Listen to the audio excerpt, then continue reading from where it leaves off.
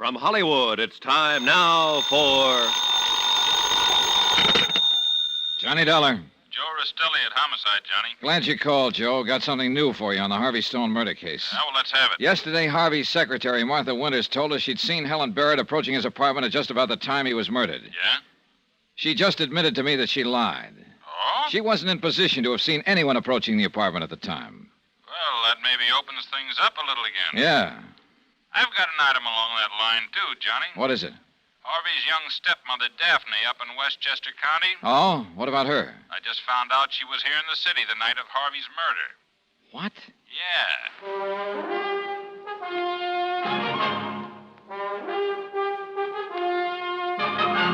Tonight and every weekday night, Bob Bailey in the transcribed adventures of the man with the action-packed expense account. America's fabulous freelance insurance investigator. Yours truly, Johnny Dollar.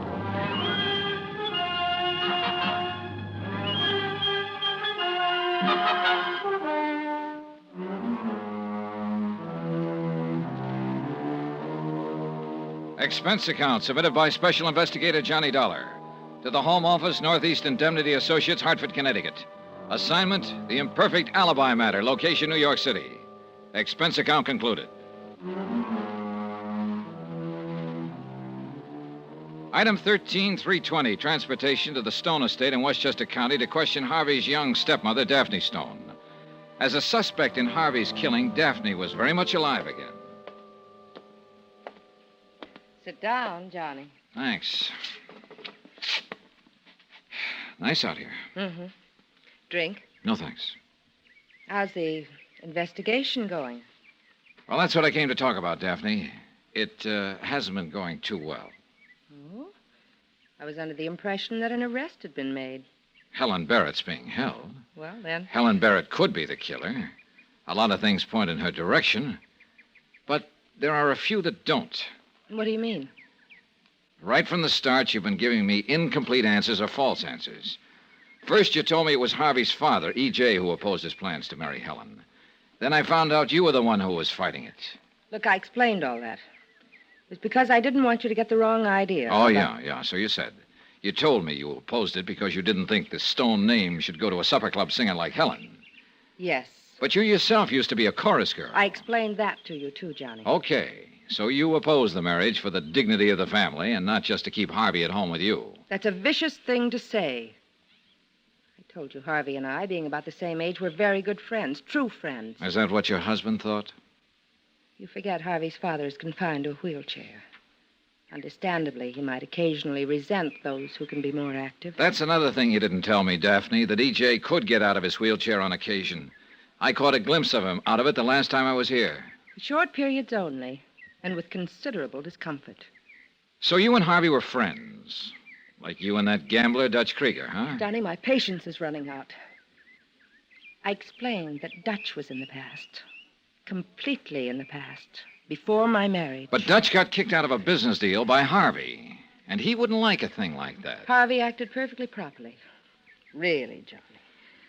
All right, just one more thing, Well, Daphne. what is it? One thing more you didn't tell me.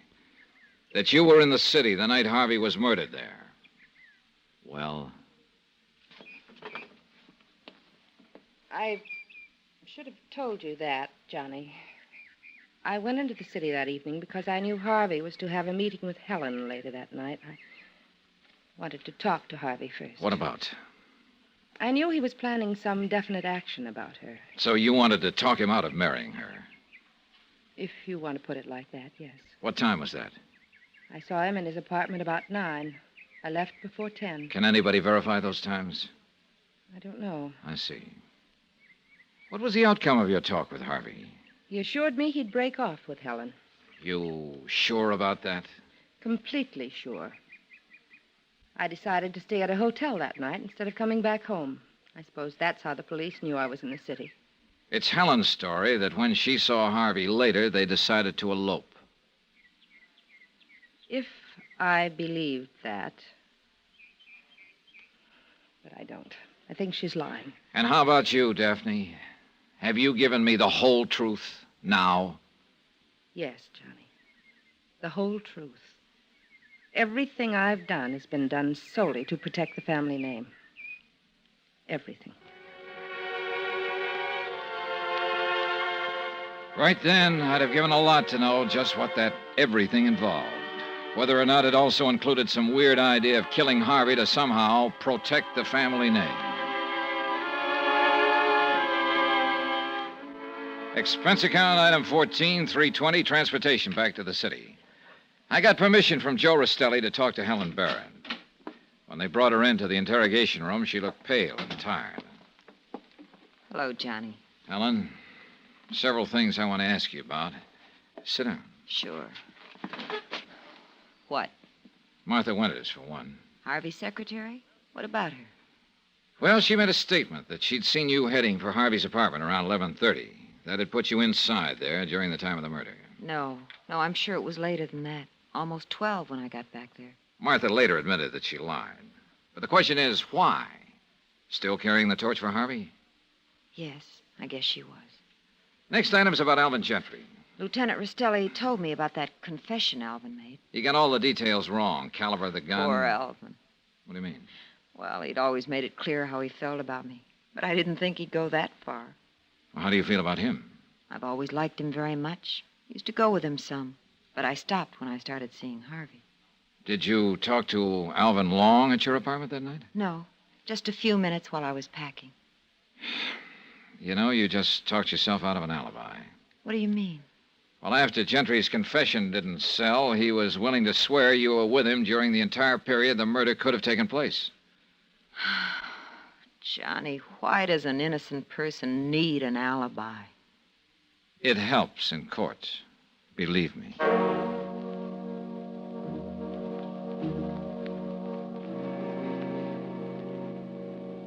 Well, how'd you make out with Daphne and Helen, Johnny?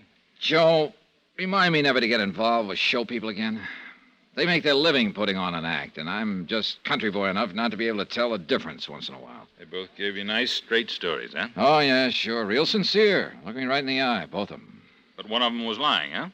Daphne said Harvey told her he'd break off with Helen. But Helen says the two of them were planning to elope. Of course, Harvey might have changed his mind after talking to Daphne. Yeah, but that's something we're not going to be able to confirm now.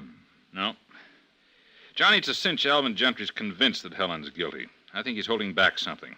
Guy doesn't stick his neck out that far without a reason. I know, but I still don't dig her motive. Well, suppose Daphne's telling the truth that Harvey broke up with Helen. Maybe she couldn't stand getting the brush off. Yeah, could be, all right. People can do some strange things under the name of love, Johnny, particularly when it turns to hate. And that can happen awful fast. Expenses, items 15 and 16, $1.40 cab to my hotel, and $1 even for a pot of coffee in my room. 1 hour, 3 cups of coffee, and half a dozen cigarettes later, I was still nowhere. I was beat. And then a weird little idea began pecking away at me. A couple of things Rostelli had said suddenly started adding up to a pretty fantastic answer. Maybe it wouldn't stand the light of day, but it was night now, and it was the only idea I could come up with. I decided to try it on for size. I went to the club Alvin Gentry managed. Oh, hello, Dollar. I was sort of hoping you'd be around again. Oh? Yeah, I want to talk to you, but not now. It's almost closing time. Stick around, will you? I waited at the bar while the customers left. 20 minutes later, Gentry and I were alone. He slid onto a stool beside me. Drink? No, thanks. What's on your mind, Gentry? Well, I've been thinking about what you said the last time we talked about perjury. Oh? I decided you were right, Dollar. They make it pretty tough on you for perjury. Yeah, they do. I'm withdrawing my statement that Helen was with me at the time of the murder. Well, that's probably the smart thing to do, Gentry. Sure, what's the use? I'm getting tired of being a sucker in this deal, a fall guy. Oh? That goofed-up confession I made was bad enough. Then I had to stick my neck out still further with that fake alibi for her, and for what? So you're withdrawing the statement, huh? Yeah. That's probably what you came to see me about, huh? No, that isn't why I came to see you at all, Gentry. Hmm? And I wouldn't exactly call you a sucker. I think you're one of the smartest guys I've ever seen, in a sort of weird and twisted kind of way. What are you talking about? You played this whole deal real cagey right from the start. Everything you did was supposed to look like a cover for Helen. But instead of that, you were really trying to put a noose around her neck. You're out of your mind, Dollar. And that confession you made, Gentry, that's why I came to see you. To tell you it wasn't goofed up at all. You did kill Harvey Stone. You know, you got a real weird sense of humor. Have I? A couple of things Lieutenant Rastelli said added up in my mind a few minutes ago. Love can turn to hate fast. And you'd have to have a good reason to do what you did. You wanted Helen bad. When she told you that night she was going to marry Harvey Stone, you couldn't stand the idea. If you couldn't have her, nobody could. You're talking crazy. You went to Harvey's apartment and killed him. Then you made that fake confession to look like you were shielding her. Actually, you were framing her. No. You knew we wouldn't believe you, and we wouldn't believe that alibi you offered for her. It all made her look more guilty by the moment. Dollar, you're forcing me to say something I didn't want to. Oh, what is it? Helen was mad at Harvey that night. I was worried. I followed her back to his apartment. When I got there, she was standing over the body with a gun in her hand. She said, "Why did I do it?" She kept saying it over and over. That's why I made the fake confession to protect her. Sorry, Gentry. It's a little too late for that story now. I keep telling you that confession you made was legitimate. Are you crazy? I didn't even get the caliber of the gun right. Yes, you did. What are you talking about? We made a mistake. Harvey was killed with a .45 Colt, just like you said. You're crazy. It was a .38 Smith. Yeah. A .38 Smith & Wesson. I know that. So do the police. So does the killer. But nobody else. It was in the papers. No, Gentry. It wasn't in the papers. You're dead wrong, Dollar. Dead wrong. He kicked a bar stool at me, and I dove behind the end of the bar. The lights went off. I had my gun out now, but I couldn't see anything in the dark. He couldn't get past me to the front door, but he could get out of the back. I had to locate him fast. Then my hand touched an ashtray at the end of the bar. I picked it up and tossed it toward the center of the room. I spotted the flash of his gun. Now I had him pegged. I found a lamp on one of the tables. Gentry was slumped in a corner. My shoulder. Help me. Don't worry, Gentry. You're not going to conk out. There's plenty left of you to stand trial.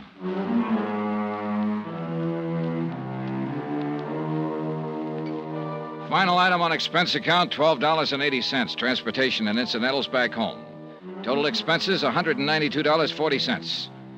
Rastelli arrived in response to my call and had Gentry carted away. Helen Barrett was released from custody. Remarks?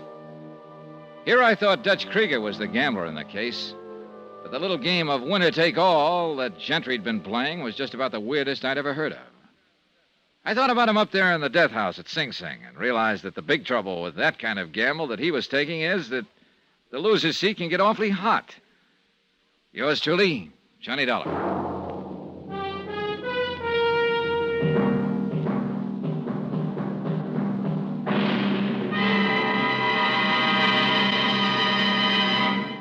Now, here's our star to tell you about next week's story. Next week, one of the biggest, toughest, loudest characters I've ever met. A real two-fisted terror.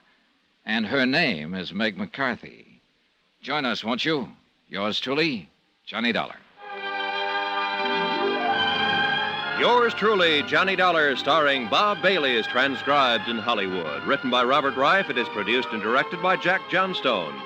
Heard in our cast were Virginia Gregg, Tony Barrett, Shirley Mitchell, Will Wright, Chet Stratton, Ted Corsia, Barney Phillips, Lillian Baeff, and Harry Bartell. Musical supervision by Amerigo Marino.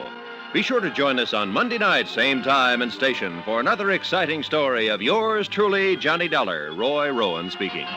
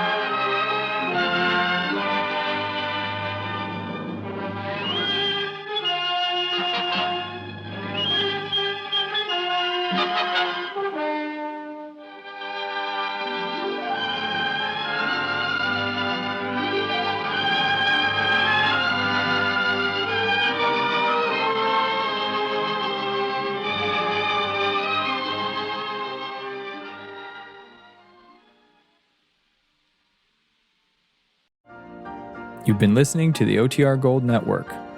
Find more classic radio at otrgold.com.